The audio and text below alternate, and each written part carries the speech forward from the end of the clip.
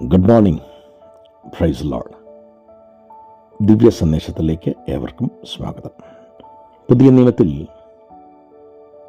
യേശുവിൻ്റെ ശിഷ്യന്മാരിൽ ഒരുവനായിരുന്ന ശിമോൻ പത്രോസിനുണ്ടായ ചില കണ്ടുമുട്ടലുകളാണ് നമ്മുടെ ചിന്തയ്ക്ക് ആധാരം. കഴിഞ്ഞ ദിവസം ഒരു ചെറിയ ലേഖനത്തിലൂടെ ഒന്നാമത്തെ ഒരു ദൈവിക ഇടപെടലുകളെക്കുറിച്ച് ഞാൻ നിങ്ങളെ അറിയിച്ചു. ഫേസ് ടു ഫേസ് എൻകൗണ്ടർ, മുഖാമുഖമായിട്ടുള്ള ദൈവിക ഇടപെടൽ. രണ്ടാമത്തത് ഇന്നത്തെ ചിന്തയ്ക്ക് ആധാരമായി തിരഞ്ഞെടുക്കുന്നത് അത്ഭുതങ്ങളിൽ കൂടെയുള്ള ഒരു എൻകൗണ്ടറാണ്, മിറക്കിൾ എൻകൗണ്ടർ. ലൂക്കോസിൻ്റെ സുവിശേഷം 5-ാം അധ്യായമാണ് അതിനാധാരം. യേശുവുമായി മുഖാമുഖം കണ്ടെങ്കിലും പത്രോസിന് വേണ്ട തരത്തിൽ അതിനെ മനസ്സിലാക്കാൻ കഴിഞ്ഞില്ല.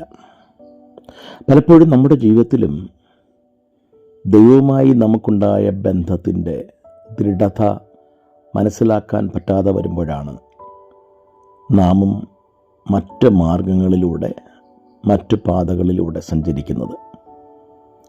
എത്രയോ ആളുകൾ ദൈവസ്നേഹം തിരിച്ചറിഞ്ഞിട്ട് മറ്റു പലതിൻ്റെയും പിന്നാലെ പോകുന്നു. എന്താണ് കാരണം?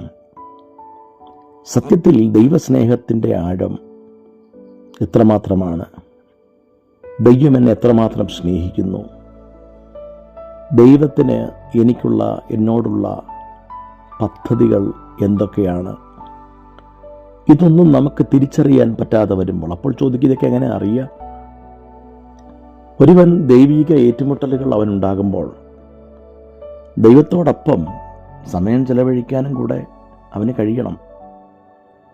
അതിനുള്ള മുഖാന്തരങ്ങളാണ് പ്രാർത്ഥന, ദൈവവചന ധ്യാനം, കൂട്ടായ്മകളിലുള്ള പങ്കാളിത്തം, ദൈവമക്കളുമായുള്ള ആത്മീക ബന്ധങ്ങൾ.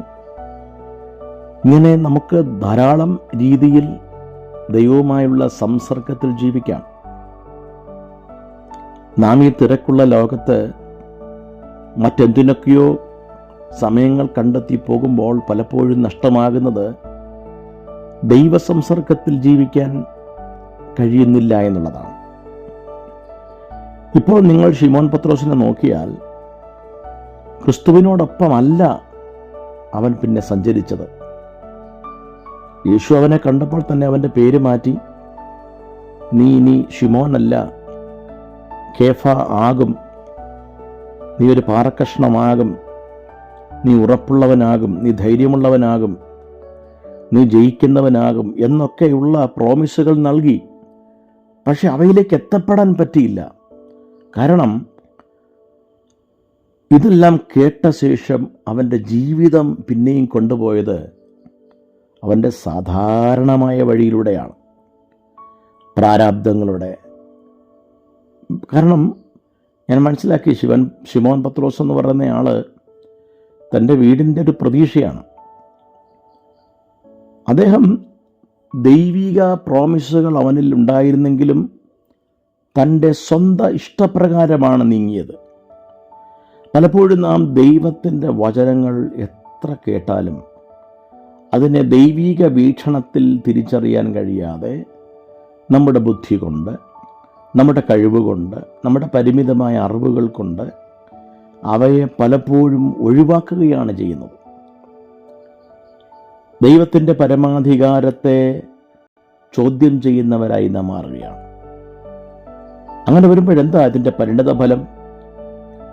ലൂക്കോസിന്റെ സുവിശേഷത്തിലെ 5-ാം അധ്യായത്തിലെ സംഭവം നമ്മെ പഠിപ്പിക്കുന്നത് സ്വന്തം മാർഗം തേടി പരിചയ സമ്പത്തിൽ ആശ്രയിച്ച് പോയ മനുഷ്യൻ്റെ ഒരു വലിയ പരാജയമാണ്. ശ്രദ്ധിക്കുക, നമ്മുടെ സ്വന്തം കഴിവുകൾ കൊണ്ട് ദൈവം ആഗ്രഹിക്കുന്ന അവസ്ഥയിലേക്ക് നമുക്ക് എത്തപ്പെടാൻ കഴിയില്ല. ഒരുപക്ഷെ നമുക്ക് ചില സ്വപ്നങ്ങളുണ്ടാകും, അത് എത്തിപ്പിടിക്കാതിരിക്കാം. ഇന്ന് ആത്മഹത്യയുടെ നിരക്ക് വർദ്ധിച്ചിരിക്കുന്നു. കാരണം നൈരാശ്യങ്ങളാണ്. പ്രതീക്ഷിച്ചതുപോലെ ജീവിക്കാൻ കഴിയുന്നില്ല, പ്രതീക്ഷിക്കുന്നത് പോലെ മുന്നോട്ട് പോകാൻ കഴിയുന്നില്ല. നിങ്ങൾ ഈ മനുഷ്യനെ ഒന്ന് കാണുക. അദ്ദേഹം ഒരു വലിയ പരാജയത്തിലേക്കാണ് എത്തിച്ചേർന്നത്. തൻ്റെ ജോലിയിൽ പരാജയമുണ്ടായി. ഇന്നും അനേക മനുഷ്യരുണ്ട്, ദൈവം കണ്ടെത്തിയ ആളുകൾ, ദൈവത്തെ കണ്ടെത്തിയ ആളുകൾ, പ്രാർത്ഥിക്കുന്ന ആളുകൾ. പക്ഷേ മുന്നോട്ട് ദൈവിക നിയന്ത്രണത്തിൽ നടക്കാൻ പറ്റാതെ വരുമ്പോൾ ജീവിതത്തിലെ പരാജയങ്ങൾ പലപ്പോഴും തെറ്റായ വഴികളിൽ കൊണ്ടെത്തിക്കുന്നു. ചിലർക്ക് ജോലിയിലാണ് പരാജയം, ചിലർക്ക് കുടുംബജീവിതത്തിലാണ് പരാജയം, ചിലർക്ക് അവർക്കുണ്ടായ തലമുറകളിലെ ലക്ഷ്യമില്ലായ്മയാണ് പരാജയം. ഇങ്ങനെ പല തരത്തിലുള്ള പരാജയങ്ങൾ വേട്ടയാടുന്നു. പക്ഷേ ശ്രദ്ധിക്കുക, ഏത് പരാജയത്തിൽ നിന്നും നിങ്ങൾക്ക് തിരികെ വരാൻ ഒരൊറ്റ ദൈവിക ഇടപെടൽ മതി. എല്ലാം അസ്തമിച്ചു എന്ന് കരുതിയ ഒരു മനുഷ്യൻ തൻ്റെ വല കഴുകിക്കൊണ്ടിരിക്കുമ്പോൾ, മറ്റു ഭാഗത്ത് ദൈവത്തിൻ്റെ വചനം കേൾക്കാൻ ഒരുപാട് ആളുകൾ കാതോർത്തിരിക്കുമ്പോൾ, അവരെ മാറ്റി നിർത്തിയിട്ട് ഈ പരാജിതനായ ഒരു മനുഷ്യനെ തേടിപ്പോയവനാണ് ഞങ്ങൾ പറയുന്ന യേശുക്രിസ്തു. എന്നെ കേട്ടുകൊണ്ടിരിക്കുന്ന പ്രിയപ്പെട്ടവരെ, കർത്താവ് നോക്കുന്നത് ഒരുപക്ഷെ ആത്മീയ ദാഹമുള്ള നൂറുകണക്കിന് ആളുകളെക്കാൾ പരാജയം ഏറ്റുവാങ്ങിയ ആ ഒരു മനുഷ്യനെയാണ്, തോൽവിയടഞ്ഞ ഒരു മനുഷ്യനെയാണ്, എല്ലാ പ്രതീക്ഷകളും അസ്തമിച്ച ആ ഒരു മനുഷ്യനെയാണ്. യേശു നിങ്ങളെ സ്നേഹിക്കുന്നു. യേശു അദ്ദേഹത്തിന് അടുക്കലെത്തി, ആ മനുഷ്യനുമായി സംസാരിച്ചു. ആ മനുഷ്യൻ്റെ ജീവിതത്തിന് അർത്ഥം വന്നു എന്ന് തോന്നിയപ്പോൾ കർത്താവ് പറഞ്ഞു, ഇനി ഒന്ന് വല വീശാനായിട്ട് വലയിറക്കാമോ? അദ്ദേഹം തൻ്റെ പരാജയങ്ങളെല്ലാം മറന്നിട്ട് ഒരു പുതിയ തുടക്കത്തിന് വേണ്ടി വല വീശി. അതൊരു തുടക്കമായിരുന്നു കേട്ടോ. അദ്ദേഹം വലയിറക്കിയപ്പോൾ ആ വല നിറയെ മീനുകളുണ്ടായി, ധാരാളം മീനുകൾ. ബൈബിൾ ഭാഷയിൽ പറഞ്ഞാൽ വല നിറച്ച് വല കീറാറായി എന്നാണ് വായിക്കുന്നത്. ദൈവത്തിന് നമ്മളെ അനുഗ്രഹിക്കാൻ സാധിക്കും. ആ അനുഗ്രഹങ്ങൾ കണ്ടപ്പോഴാണ് ഇദ്ദേഹം പറയുന്നത്, ഞാൻ പാപിയായൊരു മനുഷ്യൻ, എന്നെ വിട്ടു പോകണമേ എന്ന് പറഞ്ഞാൽ, വിശുദ്ധനായ അങ്ങേക്ക് എൻ്റെ മുൻപാകെ നിൽക്കാൻ കഴിയില്ല, കാരണം ഞാൻ അശുദ്ധനാണ്. പക്ഷേ എന്ന് പറഞ്ഞ് യേശുവിനെ ഓടിച്ചു വിടുകയല്ല. അടുത്ത വാക്യം വായിക്കുന്നത്, അദ്ദേഹം യേശുവിൻ്റെ പിന്നാലെ യാത്ര തിരിച്ചു. അതെ പ്രിയപ്പെട്ടവരെ, നമ്മുടെ പരാജയങ്ങൾ നമ്മെ ജയത്തിലേക്ക് എത്തിക്കാൻ സാധിക്കും. നമ്മുടെ തകർച്ചകൾ ദൈവത്തിന് പണിതെടുക്കാനുള്ള ഒരു മുഖാന്തരമായി മാറും. നമുക്ക് പ്രാർത്ഥിക്കാം. God bless you all. കർത്താവ് എല്ലാവരെയും അനുഗ്രഹിക്കട്ടെ. Thank you.